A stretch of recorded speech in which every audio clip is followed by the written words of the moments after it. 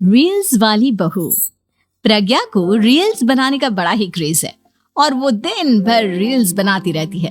खाते पीते घूमते फिरते घर में कॉलेज में रील्स बनाने के कारण प्रज्ञा पूरे कॉलेज में हाईलाइटेड है।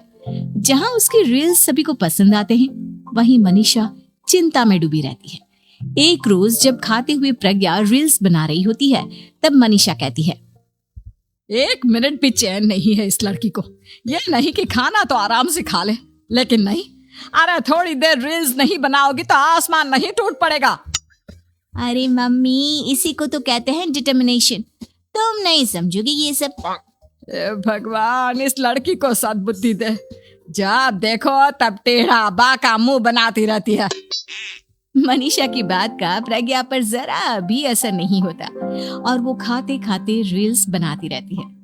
दिन बीतने लगते हैं और देखते देखते प्रज्ञा का कॉलेज भी खत्म हो जाता है। आए दिन कोई ना कोई मनीषा को प्रज्ञा की शादी करवाने का सुझाव दे जाता है। सब ठीक ही कहते हैं, प्रज्ञा की शादी कर देनी चाहिए। अपने घर के काम काज में व्यस्त हो जाएगी तो खुद ही ये रील्स और नाच गाना बंद हो जाएगा। मनीषा और प्रेम प्रज्ञा के लिए एक अच्छा लड़का ढूंढने लगते हैं और तभी विकी का रिश्ता प्रज्ञा के लिए आता है, जिसने प्रज्ञा को उसकी रील्स देखकर पसंद कर लिया था। अगले दिन विकी अपने माता पिता के साथ प्रज्ञा के घर पहुंच जाता है और प्रज्ञा साड़ी पहने हाथों में चाय की ट्रे लिए उनके सामने आती है। जब विकी को पसंद है तो हमें भी बहू पसंद है। बहन जी, आप बारात की तैयारी कीजिए। एक बार लड़का लड़की अकेले में बात कर ले तो अच्छा रहेगा। हाँ हाँ, क्यों नहीं। मनीषा विकी को प्रज्ञा के कमरे में भेजती है, जहां प्रज्ञा पहले से ही रील्स बना रही होती है।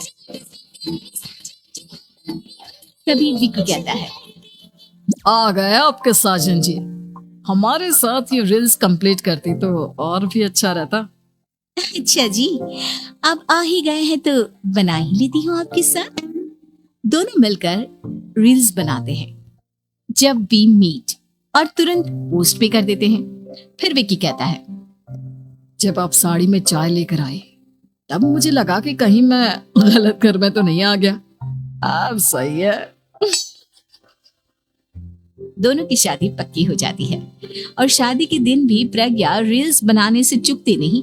यहाँ तक कि बारात के समय भी नाचते हुए रील्स बनाती है। सभी लोग प्रज्ञा की तारीफ के फूल बांध देते हैं और प्रज्ञा नाचती गाती अपने ससुराल चली जाती है। सब कुछ अच्छा चल रहा होता है। प्रज्ञा यहाँ भी दिन भर हर चीज की रील्स बनाती रहती है। लेकिन कुछ दिनों के बाद जब सुनीता कहती है, बहू, ये रील्स के साथ साथ कुछ काम भी कर लिया करो। वैसे तुझे और क्या क्या बनाना आता है?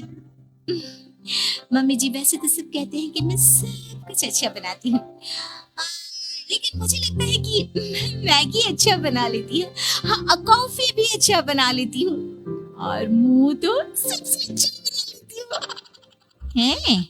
अच्छा अच्छा।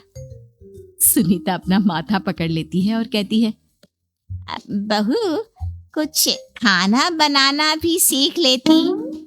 मम्मी जी, मैं लंबी प्लानिंग कर रही हूँ। जल्दी ही मैं इतनी फेमस हो जाऊंगी कि मुझे पैसे मिलने लगेंगे। हम दोनों सास बहू राज करेंगे, राज। नौकर काम करेंगे और लोगों की तो लाइन लगेगी हमसे मिलने के लिए। तेरा दिमाग खराब हो गया है क्या बहू? हंसी मजाक तक ठीक है, लेकिन इस तरह घर नहीं चलते। जितना जल्दी हो इस घर के तौर तरीकों को सीख लो। प्रज्ञा मुंह घुमाकर चली जाती है और तुरंत उसी वक्त एक रील बनाती है। ये देख सुनीता का गुस्सा 7वें आसमान पर चला जाता है और विकी के घर आते ही सुनीता उसे सब कुछ बताती है। विकी भी अब प्रज्ञा की इन हरकतों से परेशान हो जाता है। तुम टेंशन मत लो मम्मा, मैं देख लूंगा। विकी कमरे में जाता है तो देखता है कि प्रज्ञा रील्स बना रही है। विकी बड़े ही प्यार से प्रज्ञा से कहता है, प्रज्ञा, इन सब के लिए मैं तुम्हें मना नहीं कर रहा हूँ, लेकिन फिर भी हर वक्त तो ये अच्छा नहीं लगता ना। समझने की कोशिश करो, मुझे भी तुम्हारा थोड़ा वक्त चाहिए। मैं जब ऑफिस से आता हूँ तुम मुझे समय देने की जगह इसी में लगे रहते हो। तुम ज्यादा ही सोच रहे हो। तुम भी मेरे साथ रील्स